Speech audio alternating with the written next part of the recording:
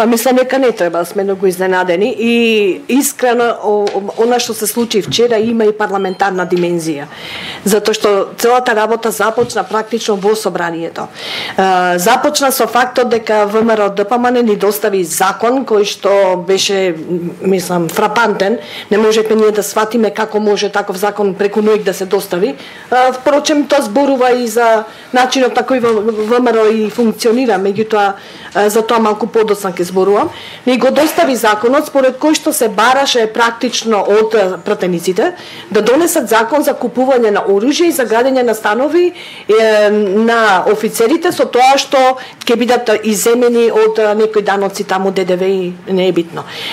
Реториката што во собранието се разви во одбраната или во нападот на овој закон беше тоа дека секој оној што ќе се дрзне да гласа против овој закон е практично предавник. Предавник зошто? Затоа што Македонија била во некаква криза, дека имаме бегалска криза и дека во овој момент нас не се неопходни да купиме оружје. Дури се потенцираше настанот дека ето Владко Ѓорчев ќе го именува, мислам дека заслужува да биде именуван. Кажа дека што ќе ни се случеше нас на граница доколку не купевме зозавци како што претходно се барал.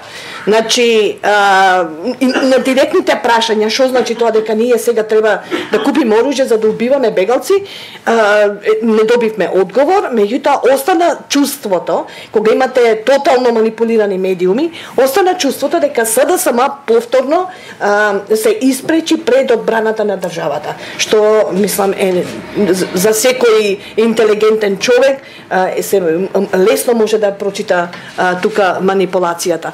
Јас се надевам дека и граѓаните практично го видоа вториот дел, не го видоа првиот дел, се сомневам дека некој собраниски канал гледаше, меѓутоа вториот дел од истата серија, втората епизода беше практично барање, сад време пауза од страна на пратеничката група на ДУИ и веднаш се замина таму каде што беше поставен нели крстот и го знаете вториот дел. Третиот дел ќе видиме. Тука сме па ќе дискутираме.